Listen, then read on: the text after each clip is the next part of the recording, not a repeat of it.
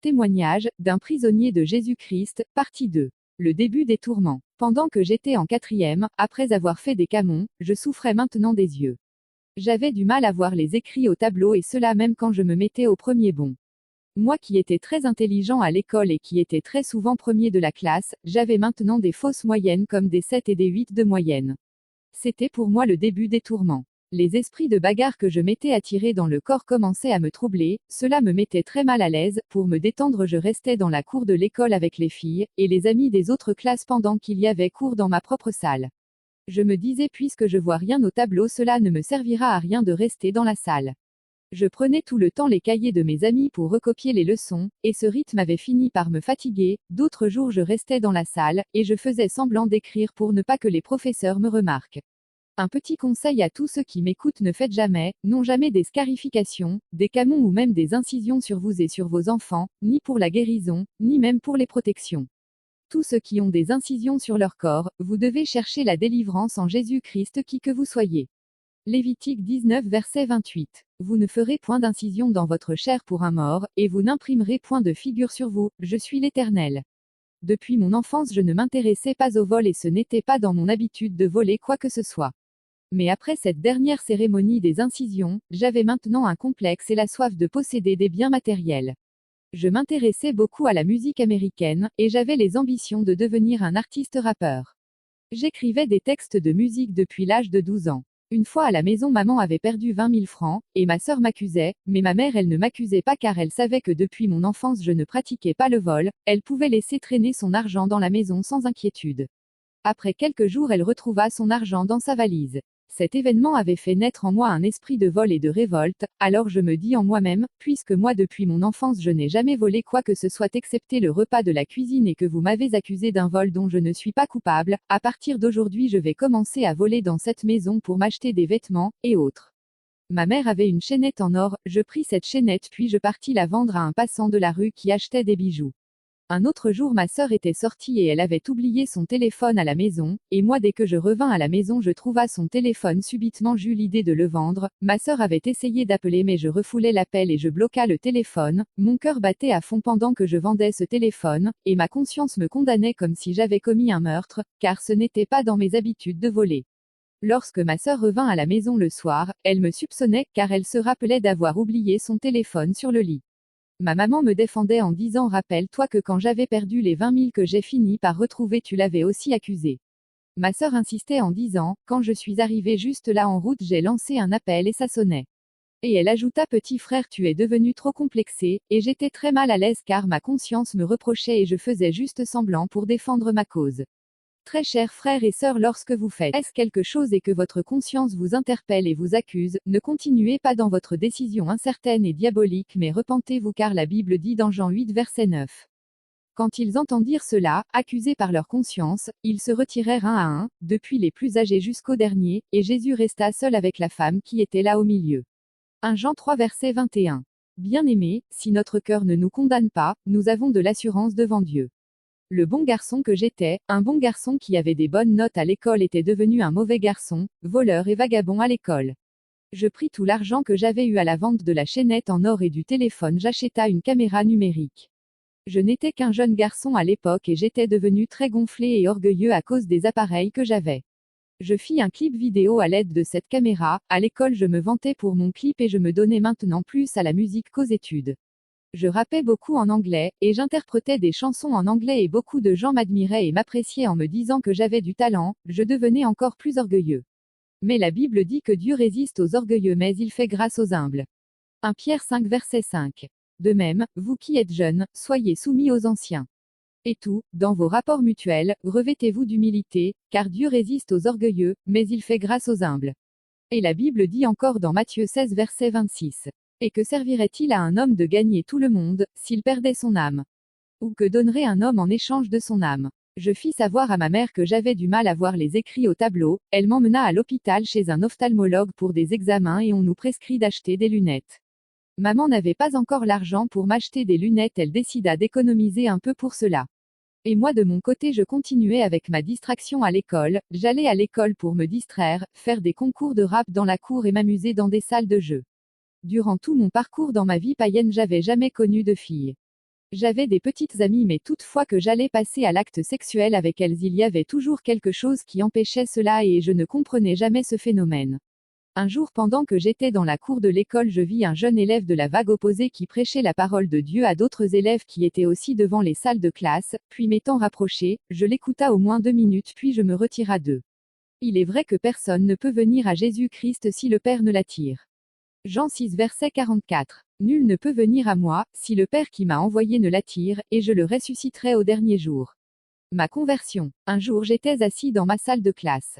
Je suivais mon clip et soudain vint ce jeune élève prédicateur de la vague opposée, et dès qu'il entra dans notre salle il se dirigea vers moi avec une Bible, le voyant venir à moi je me dis au fond de moi, merde ce gars vient pour me prêcher. Puis il me dit, bonjour. Je répondis bonjour. Et il me dit que regardes-tu? Alors je me retourna vers lui avec arrogance en lui montrant le clip puis je dis je regarde mon clip, ça c'est ma chanson, et c'est moi que tu vois en train de danser là. Alors ce frère chrétien me dit, ah tu es rappeur. Je répondis oui, puis il s'assit à mes côtés et commença à m'exhorter avec des proverbes de la vie courante et avec des versets bibliques. Il m'expliqua la chute d'Adam et Ève, la condamnation de l'humanité, l'amour de Dieu et le salut en Jésus-Christ. J'étais vivement touché par ces paroles et je réalisa aussitôt ma condition de pécheur et sus alors que l'enfer me guettait. Et le verset qui m'avait bouleversé était celui-ci, Jean 1 verset 12. Mais à tous ceux qui l'ont reçu, à ceux qui croient en son nom, elle a donné le pouvoir de devenir enfants de Dieu, lesquels sont nés. Il me fit lire ce verset et je compris par là que je n'étais pas enfant de Dieu par ma vie, et que l'opportunité m'était donnée de faire un choix en recevant Jésus-Christ pour devenir enfant de Dieu en abandonnant les plaisirs du monde et le péché. J'accepte alors de recevoir Jésus-Christ comme Seigneur et Sauveur. Je supprima à l'instant toutes les chansons profanes que j'avais dans mon iPod. Ce fut un jeudi, ce frère m'invita à son église le dimanche, on fixa un rendez-vous pour le dimanche. Je lui montra chez moi et il me présenta un autre frère qui devait passer me chercher le dimanche. Je venais de connaître la vérité sur la vie et la mort, une fois que j'étais rentré à la maison je commençais à parler de ma foi en Jésus-Christ autour de moi mais mes amis se moquaient de moi en disant tu deviens pasteur. Tu n'es plus rappeur. J'avais maintenant le combat dans ma chair, mon plus grand combat était la musique car j'étais beaucoup attaché à la musique mondaine, le lendemain je me mis encore à écouter la musique profane. Et la même nuit je fis un rêve sur la fin du monde, dans ce rêve je me promenais au bord de la plage tout d'un coup il eut un tremblement de terre, la terre s'ouvrait et elle avalait des gens, et les hommes et les femmes couraient de partout c'était très effrayant. En voyant tout ça je me disais dans ce rêve oh mon Dieu si je savais, si seulement j'avais écouté ce que ce frère m'avait dit je serais sûrement sauvé. M'étant réveillé je pris cela au sérieux et je décida de tout abandonner. On vint me prendre le dimanche pour se rendre à l'église des Assemblées de Dieu du Congo de l'aéroport de Pointe-Noire du pasteur Gary Dickinson. Après le culte j'eus un entretien avec les frères de cette église en tant que nouveau converti ils m'encourageaient de persévérer dans mon engagement envers le Seigneur Jésus-Christ. J'avais de la motivation pour le Seigneur j'étais devenu un chrétien très zélé qui ne manquait plus au culte, je me fis baptiser au nom du Père, du Fils et du Saint-Esprit et ce n'est qu'après que j'eus la révélation sur le baptême au nom du Seigneur Jésus-Christ. Je prêchais l'évangile partout autour de moi, je partais annoncer l'évangile de porte à porte, dans les maisons avec d'autres frères que je gagnais au Seigneur. Pendant les heures de permanence je réunissais des foules dans les salles de classe pour prêcher l'évangile, et souvent le surveillant général de l'école venait aussi dans les salles pour écouter la parole car il était aussi un vieux chrétien d'environ 50 ans. J'avais un zèle terrible pour le Seigneur, et même le frère qui m'avait ramené au Seigneur était étonné de mon zèle et il glorifiait Dieu pour cela et il commençait aussi à suivre mon exemple j'étais devenu pour lui un fruit de motivation. Je ramenais tellement des jeunes âmes à l'église alors les responsables de l'église me donnèrent le titre d'évangéliste j'avais beaucoup maigri car je jeûnais beaucoup, c'était rare pour moi de passer une semaine sans jeûner. Comprenez une chose ici mes frères avoir du zèle est une très bonne chose, mais se laisser conduire par le Saint-Esprit est mieux. Ce n'est pas beaucoup de jeûnes qui pousseront Dieu à vous exaucer, mais c'est la révélation par le Saint-Esprit qui vous introduira dans sa sainte présence. L'apôtre Paul dit dans Romains 10 versets 1 à 4. Frères, le vœu de mon cœur et ma prière à Dieu pour eux, c'est qu'ils soient sauvés. Je leur rends le témoignage qu'ils ont du zèle pour Dieu, mais sans intelligence. Ne connaissant pas la justice de Dieu, et cherchant à établir leur propre justice, ils ne se sont pas soumis à la justice de Dieu. Car Christ est la fin de la loi, pour la justification de tous ceux qui croient. Malheureusement il y a encore beaucoup de chrétiens aujourd'hui qui sont dans mon cas d'autrefois qui veulent être trouvés justes devant Dieu par les œuvres de la loi. Ma prière est que Dieu vous aide à trouver le Saint-Esprit, je parle ici du vrai Saint-Esprit et non du parler en langue, et du discernement des esprits. Pendant que j'étais dans les assemblées de Dieu, j'étais un modèle pour d'autres jeunes convertis, et ma conscience ne me reprochait de rien, je respectais la loi de Dieu avec toutes mes forces. Je pouvais discerner les esprits, je pouvais prophétiser sur la vie d'une personne, et même connaître son passé. Rappelez-vous que j'avais fait des scarifications avant de me convertir, et n'oubliez pas que celui qui m'avait fait des incisions prophétisait aussi bien qu'il était un féticheur. Méfiez-vous des faux prophètes et discernez avant tout, vous pouvez prophétiser sans avoir le Saint-Esprit car il est dit vous les reconnaîtrez à leurs fruits, et le fruit du Saint-Esprit est, Galates 5 verset 22. Mais le fruit de l'Esprit, c'est l'amour, la joie, la paix, la patience, la bonté, la bénignité, la fidélité, la douceur, la tempérance. Galates 5 verset 19. Or, les œuvres de la chair sont manifestes, ce sont l'impudicité, l'impureté, la dissolution, l'idolâtrie, la magie, les inimitiés, les querelles, les jalousies, les animosités, les disputes, les divisions, les sectes, l'envie, l'ivrognerie, les excès de table, et les choses semblables. Je vous dis d'avance, comme je l'ai déjà dit, que ceux qui commettent de telles choses n'hériteront point le royaume de Dieu.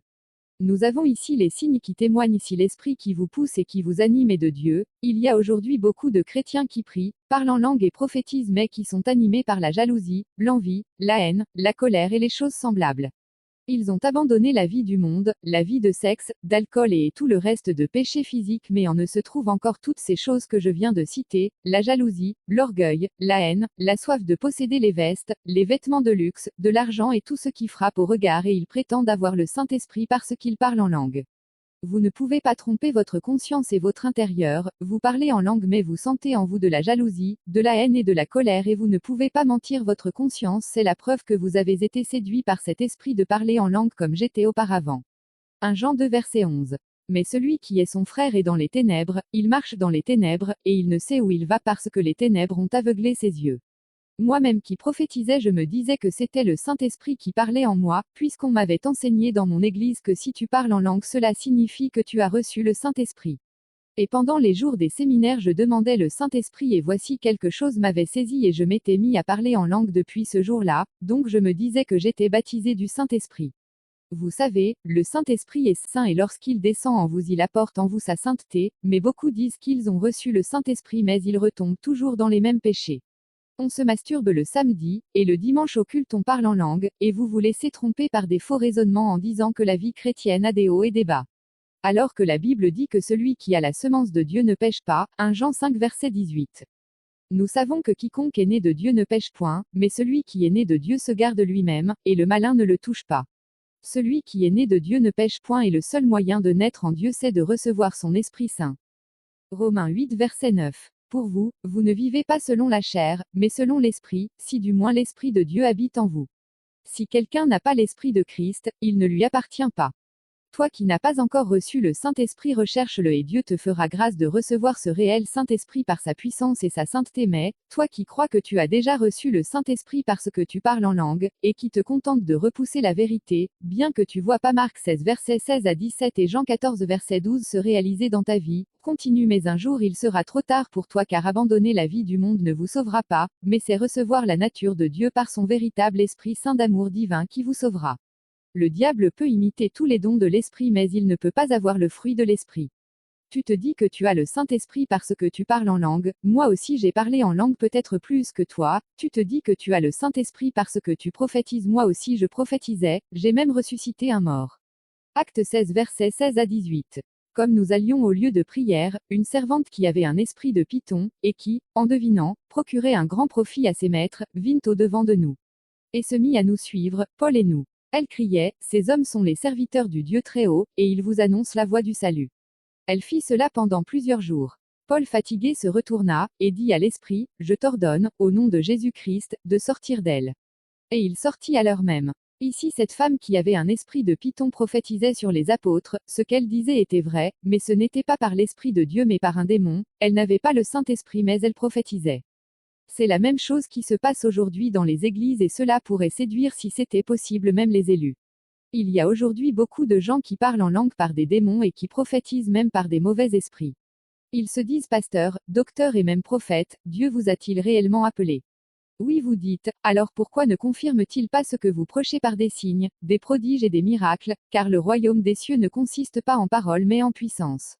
Marc 16 verset 20. Et ils s'en allèrent prêcher partout. Le Seigneur travaillait avec eux, et confirmait la parole par les miracles qui l'accompagnaient. Ici la Bible nous fait comprendre que lorsque Dieu vous envoie prêcher sa parole, il doit travailler avec vous et confirmer sa parole par des miracles qui doivent vous accompagner. Où sont les signes qui vous accompagnent, faux prédicateurs? Où est la puissance de Dieu? Soit disant que c'est lui qui vous a appelé. Vous croyez que c'est le fait de passer à la télévision qui fera avancer l'œuvre de Dieu, vous êtes ignorant, ce n'est pas la technologie qui fait avancer l'œuvre de Dieu, mais c'est le miracle et la puissance de Dieu par le Saint-Esprit. 1 Corinthiens 4 verset 20. Car le royaume de Dieu ne consiste pas en paroles, mais en puissance. Voilà, très cher soi-disant homme de Dieu, ce n'est pas les médias qui feront avancer l'œuvre de Dieu, mais c'est la puissance du Saint-Esprit par les signes et des miracles de Dieu. Du temps de Jésus-Christ, il n'y avait pas de télévision, mais des foules venaient de loin pour écouter la parole du salut, car les miracles que faisait Jésus-Christ faisaient sa renommée de bouche à oreille. Matthieu 4 versets 23 à 24. Jésus parcourait toute la Galilée, enseignant dans les synagogues, prêchant la bonne nouvelle du royaume, et guérissant toute maladie et toute infirmité parmi le peuple. Sa renommée se répandit dans toute la Syrie, et on lui amenait tous ceux qui souffraient de maladies et de douleurs de divers genres, des démoniaques, des lunatiques, des paralytiques, et il les guérissait. Une grande foule le suivit, de la Galilée, de la Décapole, de Jérusalem, de la Judée, et d'au-delà du Jourdain. Celui qui croit en moi fera aussi ce que je fais, a dit Jésus-Christ. Mais que faites-vous aujourd'hui, pasteur? Des voyages à l'étranger. Vous construisez des belles maisons et vous achetez des belles voitures et des vestes de grande valeur. Vous dépouillez vos fidèles et vous ne leur accordez ni la guérison divine, ni la parole du salut, ni le miracle de Dieu, franchement c'est de l'escroquerie. Répentez-vous car l'épée du Seigneur s'est levée et il vous châtiera, il est temps de fermer vos bâtiments que vous appelez églises car Dieu n'habite pas dans des maisons faites par des mains d'hommes. Allez là dans les rues et proclamez la repentance au lieu de rester assis dans vos bureaux comme des patrons. Vous aurez des comptes à rendre à Dieu. Jérémie 23 versets 1 à 2. Malheur aux pasteurs qui détruisent et dispersent le troupeau de mon pâturage. Dit l'Éternel. C'est pourquoi ainsi parle l'Éternel, le Dieu d'Israël, sur les pasteurs qui paissent mon peuple, vous avez dispersé mes brebis, vous les avez chassées, vous n'en avez pas pris soin, voici, je vous châtierai à cause de la méchanceté de vos actions, dit l'Éternel. Vous pouvez chanter, crier, parler en langue, prophétiser, tout ça ne vous sauvera pas, mais c'est l'amour de Dieu par le fruit de l'Esprit qui vous sauve, c'est la nature de Dieu en vous qui vous sauve. Malgré que je priais et que je parlais en langue, j'étais tout jour animé par l'orgueil, la jalousie, la colère, l'amour des vêtements et j'en étais conscient. Je demandais à Dieu de m'enlever tous ces vilains caractères dans des jeûnes et prières, mais rien ne changeait en moi jusqu'au jour où il s'était révélé à moi. Rencontrez le Saint-Esprit et votre vie intérieure changera, que personne ne vous trompe par un simple parler en langue sans fruit de l'Esprit. Nous rendons témoignage de ce que nous avons vécu. Le Saint-Esprit est l'Esprit de puissance et lorsqu'il descend en vous, il apporte la puissance. Acte 1 verset 8. Mais vous recevrez une puissance, le Saint-Esprit survenant sur vous, et vous serez mes témoins à Jérusalem, dans toute la Judée, dans la Samarie, et jusqu'aux extrémités de la terre. Dans ce verset, Jésus-Christ a dit aux apôtres, vous recevrez une puissance, le Saint-Esprit survenant sur vous. Donc lorsque le Saint-Esprit descend sur vous, il apporte la puissance et c'est cette puissance qui détruit en vous le péché et c'est cette même puissance qui opère des miracles.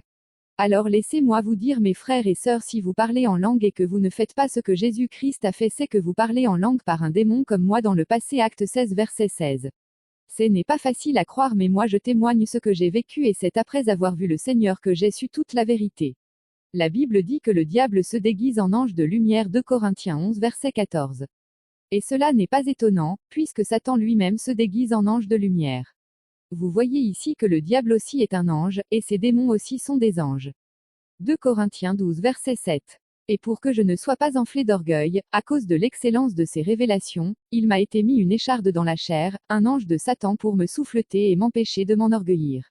Ici Paul parle d'un ange de Satan qui est un démon, donc les démons aussi sont des anges. Point. Le diable se déguise en ange de lumière et il imite tout ce qui est de la lumière et tout ce qui est de Dieu sauf une chose qu'il ne peut pas avoir, c'est le fruit de l'esprit, donc l'amour et tout ce qui va avec. Mais le diable et ses démons prophétisent, opèrent des miracles et parlent en langue. Voilà pourquoi l'apôtre Paul dit dans 1 Corinthiens 13 verset 1.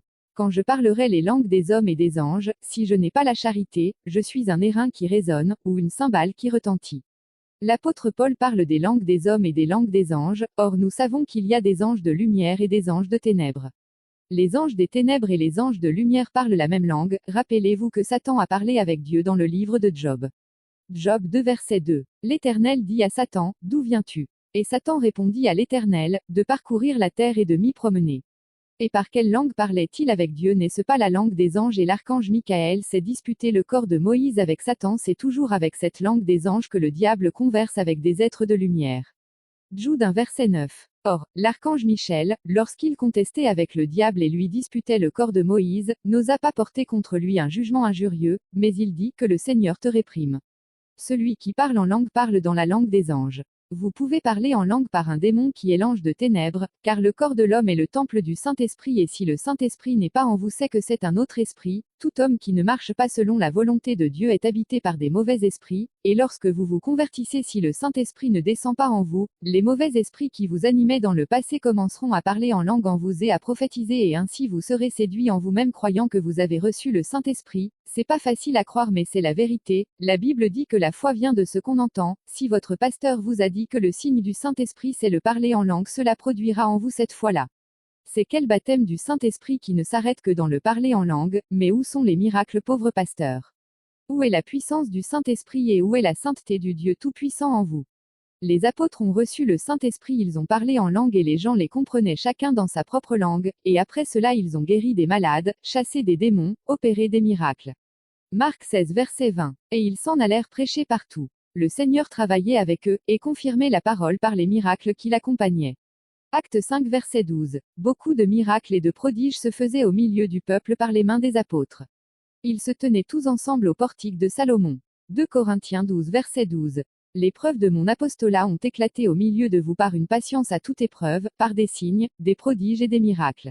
1 Corinthiens 4 verset 19 à 20. Mais j'irai bientôt chez vous, si c'est la volonté du Seigneur, et je connaîtrai, non les paroles, mais la puissance de ceux qui se sont enflés. Car le royaume de Dieu ne consiste pas en paroles, mais en puissance. Avez-vous entendu cela? L'apôtre Paul dit que le royaume des cieux ce n'est pas la parole mais la puissance, voilà. Vous recevrez une puissance, le Saint-Esprit survenant sur vous, c'est de cette puissance que Paul parle. Et le royaume des cieux c'est Dieu en nous par le Saint-Esprit, ce n'est pas le parler en langue, le parler en langue n'est qu'un don et les démons aussi parlent en langue. Mais si vous parlez en langue et que vous n'avez pas l'amour, vous êtes du diable qui que vous soyez, et si vous parlez en langue et que vous n'avez pas la puissance de faire ce que Jésus-Christ a fait, vous êtes un pharisien moderne, pauvre, misérable et nu. Car Jésus dit dans Jean 14 verset 12. En vérité, je vous le dis, celui qui croit en moi fera aussi les œuvres que je fais, et il en fera de plus grandes, parce que je m'en vais au Père. Aujourd'hui, pour chasser les démons, nos faux chrétiens transpirent, et font beaucoup du bruit. Comment un démon peut-il résister au Saint-Esprit? Montrez-moi quelque part dans la Bible où un homme ou un par le Saint-Esprit a fourni des efforts, ou fait du bruit pour chasser un démon comme vous le faites aujourd'hui dans les églises.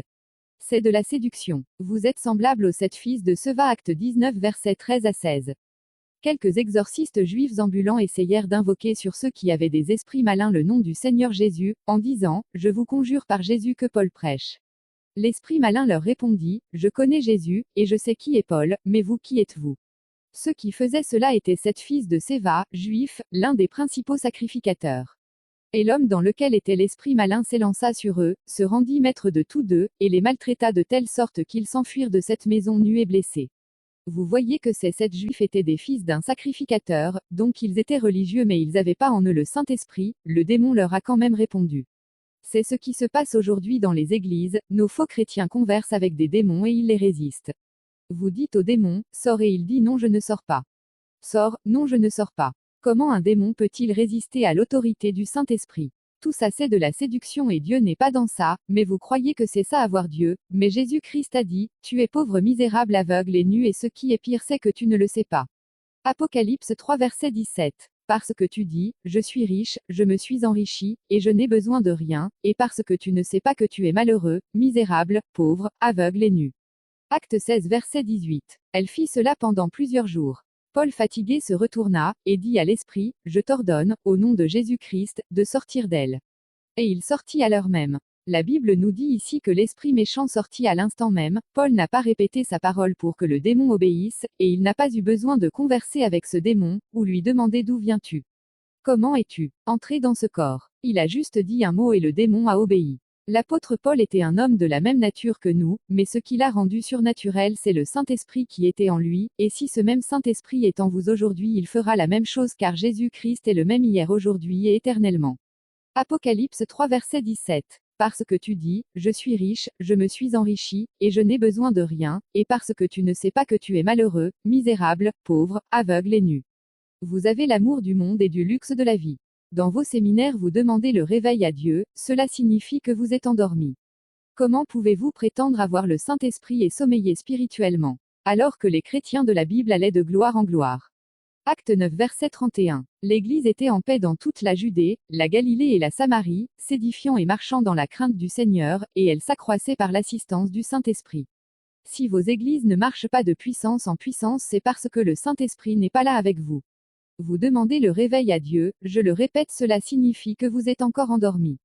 Et vous dites que vous avez reçu le Saint-Esprit. Mais la Bible dit réveille-toi, toi qui dors d'entre les morts et Christ t'éclairera. Éphésiens 5 verset 14. C'est pour cela qu'il est dit, réveille-toi, toi qui dors, relève-toi d'entre les morts, et Christ t'éclairera. Ce n'est qu'en recevant le Saint-Esprit que l'on peut être éveillé et éclairé.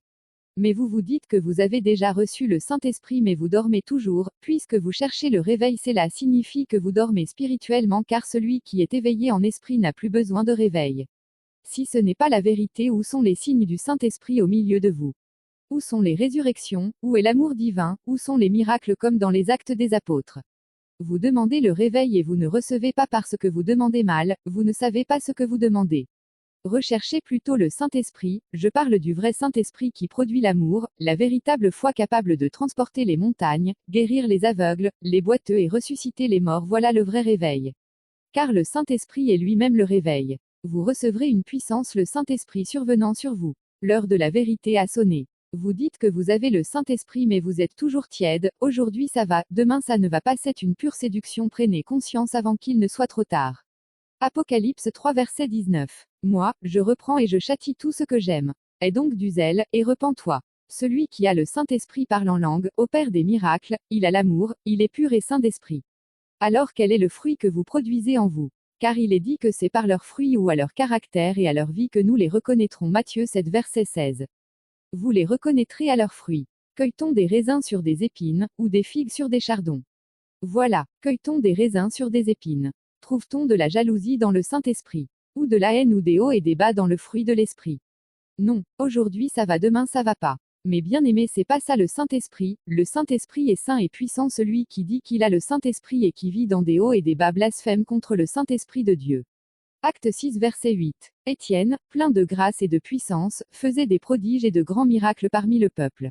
Il est dit, la chair est faible, oui, mais cette parole c'est pour les charnels qui n'ont pas encore reçu le Saint-Esprit, comme Pierre dans son passé lorsqu'il prit l'épée pour arracher l'oreille du soldat, mais ceux qui ont l'Esprit de Christ ont crucifié la chair avec ses désirs. Galates 5 verset 24. Car l'Esprit est bien disposé. Le même Pierre, lorsqu'il a reçu le Saint-Esprit, il a pu guérir des malades avec son ombre et il a pu se laisser arrêter par des sacrificateurs sans se servir de l'épée, car il n'était plus le même parce qu'il avait reçu le Saint-Esprit qui avait transformé toute sa nature. Acte 5 verset 15. En sorte qu'on apportait les malades dans les rues et qu'on les plaçait sur des lits et des couchettes, afin que, lorsque Pierre passerait, son ombre au moins couvrit quelqu'un d'eux. Vous dites que vous avez reçu le Saint-Esprit parce que vous parlez en langue, comme les apôtres dans Actes chapitre 2, mais pourquoi la puissance ne vous accompagne-t-elle pas comme les apôtres? Puisqu'il est dit que vous recevrez une puissance, le Saint-Esprit survenant sur vous, où est cette puissance? Faux chrétien aveugle et ignorant, tu te diriges vers l'enfer car tu blasphèmes contre l'Esprit de Dieu en disant que tu as le Saint-Esprit alors que ta vie est remplie d'impuissance spirituelle. Jésus-Christ dit, celui qui croit en moi fera plus que ce que je fais, et aimez-vous les uns les autres, c'est à cela qu'on reconnaîtra que vous êtes mes disciples. Voilà donc les signes d'un vrai chrétien. Où est cet amour, pasteur hypocrite et charnel? Vous dépouillez les pauvres pour vous acheter des vestes et des voitures, et vous prétendez avoir le Saint-Esprit pharisien moderne. Acte 4 versets 34 à 35.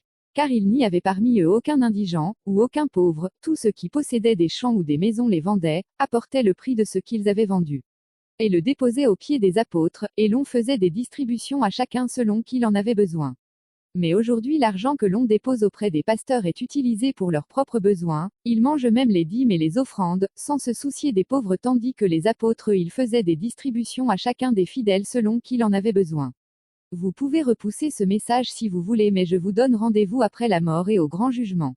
Matthieu 14 verset 19. Il fit asseoir la foule sur l'herbe, prit les 5 pains et les 2 poissons, et, levant les yeux vers le ciel, il rendit grâce. Puis, il rompit les pains et les donna aux disciples, qui les distribuèrent à la foule. Même Jésus-Christ le grand pasteur, lui le modèle, donnait à manger à ceux qui venaient écouter la parole du salut, mais vous vous dépouillez les fidèles pour satisfaire vos désirs charnels avec leur argent. Répentez-vous, cher pasteur, avant qu'il ne soit trop tard, car l'enfer vous guette.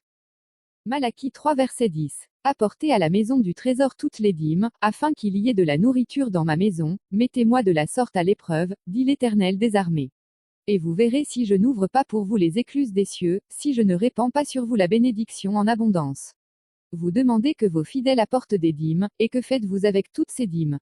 Dieu dit afin qu'il y ait de la nourriture dans ma maison. Où est cette nourriture, pasteur? Où est passée la nourriture? Vous me direz je suis insensé, mais remarquez-le dans le vrai modèle des apôtres, Actes 4 versets 34 à 35.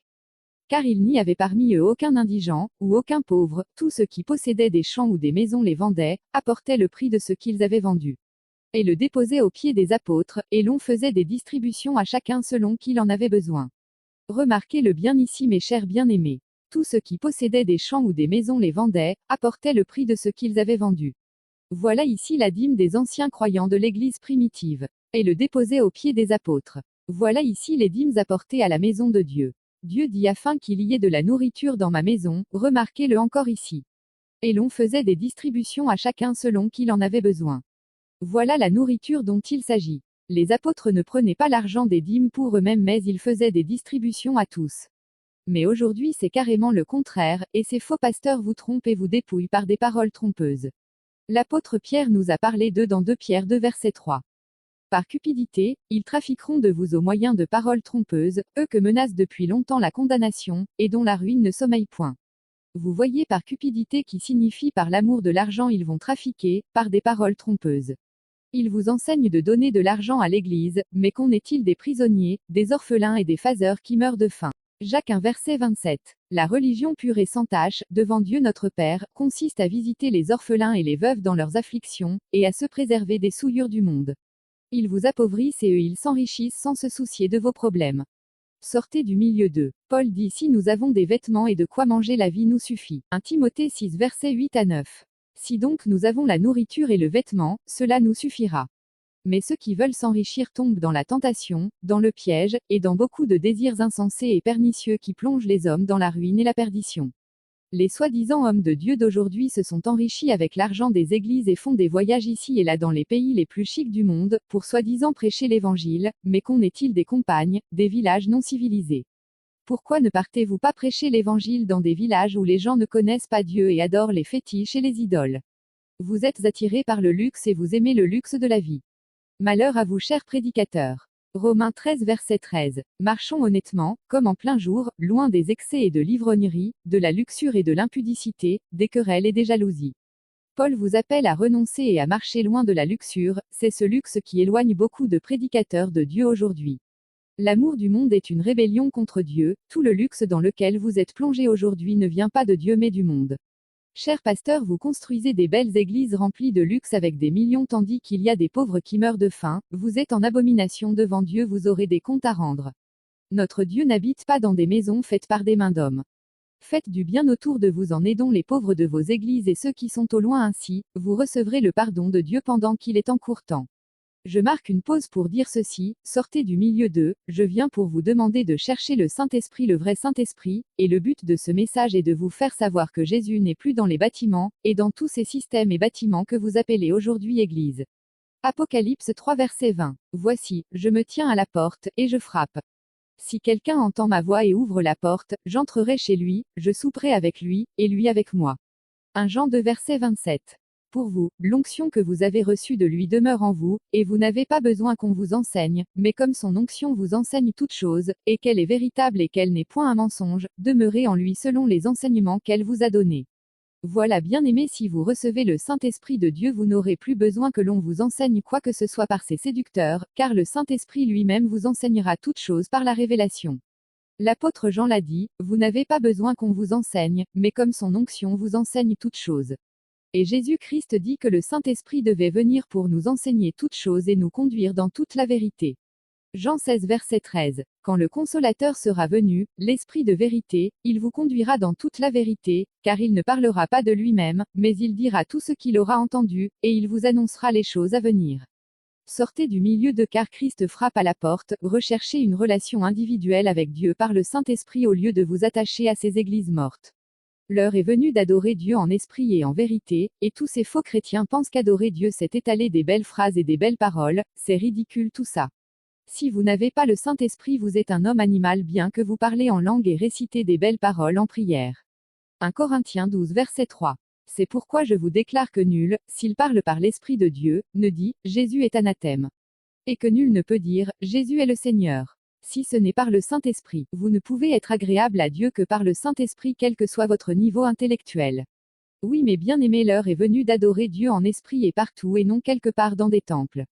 Jean 4 verset 21. Femme, lui dit Jésus, crois-moi, l'heure vient où ce ne sera ni sur cette montagne ni à Jérusalem que vous adorerez le Père.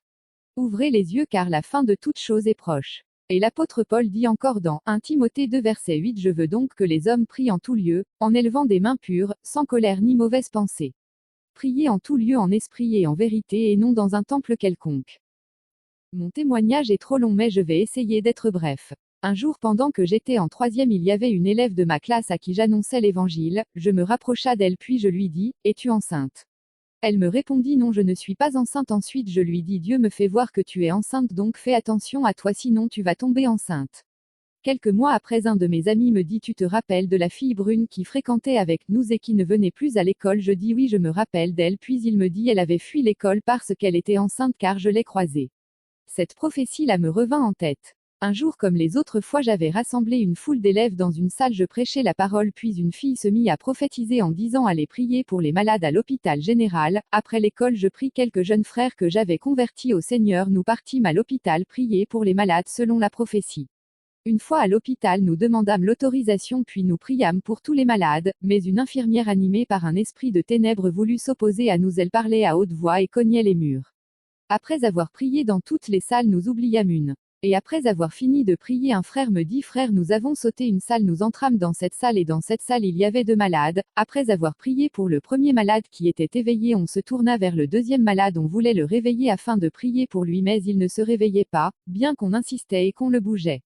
Je dis au frère prions, après avoir prié il ne se réveillait toujours pas, je pris alors sa main puis je me mis à prier en disant, je te communique ma guérison et que ta maladie vienne en moi. Après avoir dit cela je commençais à sentir une lourdeur sur ma main et après avoir fini de prier je dis, Seigneur Jésus-Christ je veux que dès que je vais ouvrir mes yeux qu'il ouvre aussi les siens. Après avoir dit Amen j'ouvris mes yeux et aussitôt il ouvrit aussi les siens, et il était étonné de voir des gens autour de lui, moi et les autres frères on se mit à glorifier Dieu. Ce fut un signe miraculeux. C'est comme je l'ai dit plus loin, vous pouvez tout faire mais si vous n'avez pas le fruit de l'esprit vous êtes mort spirituellement. Un jour pendant que j'étais à la maison un de mes frères vint me rendre visite, il n'avait qu'une sandale au pied, je lui dis mais pourquoi tu te promènes avec une seule sandale où est l'autre sandale? Ce frère me répond, c'est Prince qui a pris ma sandale pendant qu'il me poursuivait, puis je dis, pourquoi t'a-t-il poursuivi? Le frère me répond, il a l'habitude de me demander de l'argent, mais aujourd'hui je lui ai dit que je n'ai rien c'est la raison pour laquelle il m'a poursuivi. Je dis au frère, est-ce que tu le dois? Le frère me dit non je ne le dois pas. Alors je dis au frère être chrétien ne veut pas dire être esclave, allons chez lui il va nous remettre la sandale. Ce prince était un païen et il était un des jeunes brutals du quartier, on alla auprès de lui je pris alors la parole avec humilité puis je lui dis, s'il te plaît mon ami rends-nous la sandale car nous partons à l'église. Et il me dit ne te mêle pas de ce qui ne te regarde pas, mais moi j'insistais toujours de réclamer la sandale. Il me dit ensuite si tu continues je vais te frapper cette sandale, vu que j'insistais il me frappa la sandale sur le corps, je sentis aussitôt en moi une force étrangère qui voulait me pousser à la bagarre mais je me rétenais et je bégayais. Suite au conseil de ses amis il nous remit la sandale puis l'on se rendit à l'église avec l'autre frère. Mais pendant que nous étions en route je ne faisais que repenser à la scène qui venait de se produire et à la réaction que j'avais sentie en moi. Je suspectais la présence d'un esprit étranger en moi, et cela me poussa à la réflexion.